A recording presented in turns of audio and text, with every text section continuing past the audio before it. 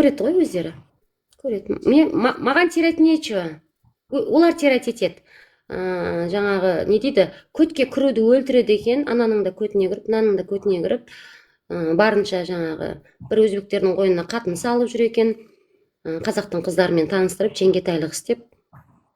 Оның бәрін естіп жатырмын. Өздерінің арасындағы адамдар айтып беріп жатыр бәрін.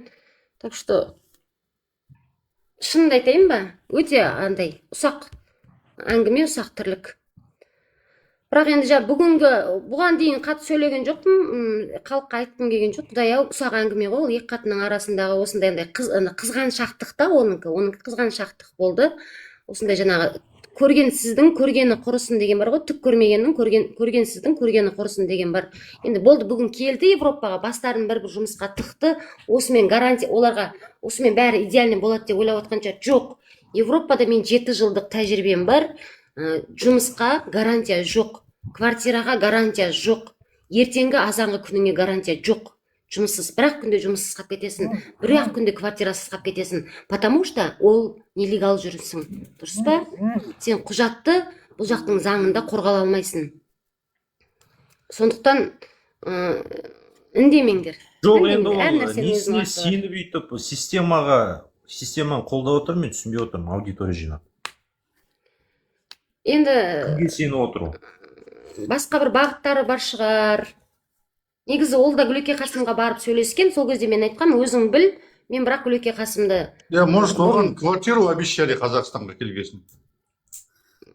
Астанадан, левый беріктен. Көп, андай, күйеу екеуінің бірге тұрдық қой, 2 ай. Күйеу екеуінің піші-пішісі көп болды. Бір үйде тұрсақ та, жаңағы піші-піші көп болды. Біз секілді арқа-жарқа отырған жоқ. Содан кейін мен де күдіктене бастадым. Мен де жаңағы өзімнің немді тартып бөлек кетуге тырыстым. Қазір бөлек тұрам, уайымдамаңдар. Олардан мен басыма ешқандай қауіп келмейді. Жоқ, ең қызығы, сен риториканы қарсы болып тұрған бүкіл айтқан әңгімесі. Тура саған қарсы жасалған проект сияқты болып тұрды. Бола берсін, Құдай. Оның ақ-қарасын ажырататын. Білмеймін, ұйықтатып отыр да конкретно. Күйеуі қазақ, конечно, күйеуі қазақ. Ұйықтата берсін. Ұйықтатқанда оның бір Әбләзовті жамандап, халықтың үмітін сөндіріп, 10 жылға шейін жағдай. Онда 10 жастардың бәрін Европаға алып келсін онда. Серікжан мен Мұхтарды айтқанда шаш тұрып кетті де сірәсті. Атылды, тобыралар сияқты ше. Да. Жоқ, квартирасы жоқ, ата-енесі де пәтерде квартира жалдап тұрамыз деді, ата-енем де квартирасы жоқ, Астанада пәтер жалдап тұрамыз деді. Жоқ, өзі маңырап мал болып жүрді, неге емес система қолдап отырған түсінбей отырмын да, или төлеп отыр походу ол.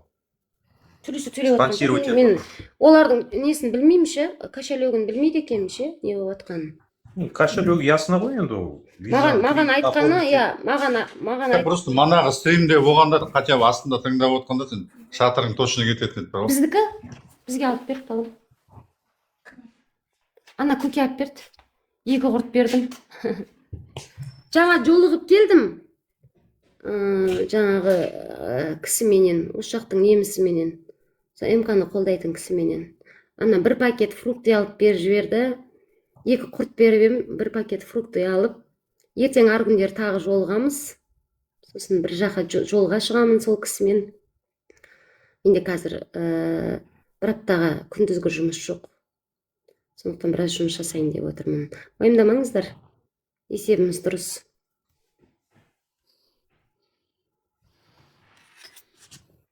Ойбай. Бақы қазақтар Диконы депорт десе тағы да плюс қой жіберіңдер астыға. Ой, Масақ, сен қашан келесің? Өзің келіп депортты басына бантик байлап Қазақстанға жібересің бе, не істейсің?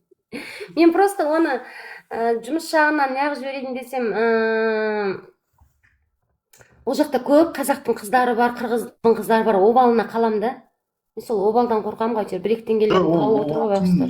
Жалғыз өзін ұстат жіберіп қойған болып, басқалар керек емес, басқаларында. Басқалар қарсы болып отқан жоқ қой, ол сияқты. Ол бля нормально аудиториясы бар. Бізге басқа қазақтар бәрі плюс қойып отыр. Клубника, виноград, Не жейсің? Кеспе көже жылтып берейін ба? Донер жейсің ба, балам? Сосын мынандай смит алып берді. Шай ішесің ба? Қалмады, мен ішіп қойдым балам. Магазинге алып келейін ба? Энергия ғой, суды ішіп қойдың ба? Әжген той қалған ғой, түнде мынандай қалған ғой. Мен ішкім жоқ. Нормально қарап кеттім. Басым ауырып отыршы, дәрі бар ма? Басыма.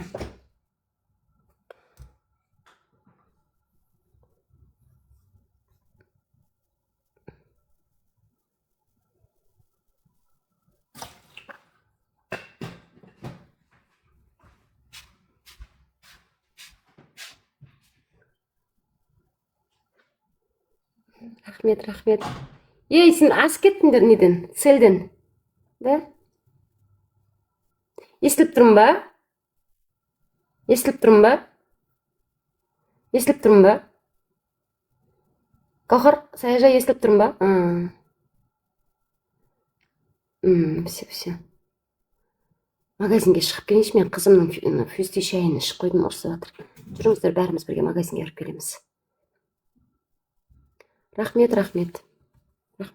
Мен уайымдамаңыздар, қалқам, менде просто өзімнің жаңағы не болғаннан кейінше, отбасылық проблема болғаннан кейін кішкене енді менде бауыры бар, бүйрегім бар, жүрегім бар, қызбын ғой, арасында сынып қалам. Сынғанда жаңағы бауырыма жүрегім ауырады. Атак мен саясатты қойған жоқпын, бір қиындық жеке басыма қиындық болып жатқан жоқ ешкімнен. Эфирға шықпай кеткен себебім жаңағы кішкене жаңағы сәлем. Сондай жағдай көріп отырсыңдар ғой, енді оңай емес қой, тас түскен жеріне ауыр болып. Әкем қайта давлениесі 190-ға көтеріліп, 180-нен 190-нан түспей қиналып отыр. Соны уайымдап отырмын. Телефонмен қайта звондап сөйлесіп. Жеңгем аяғы ауыр, босану керек, ол да қайта больницаға түсіп қалып жатыр.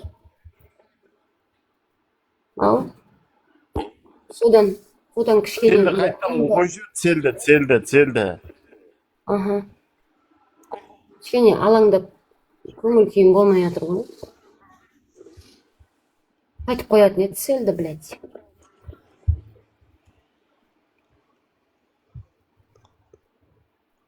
Жарайды, білмесең қоясың.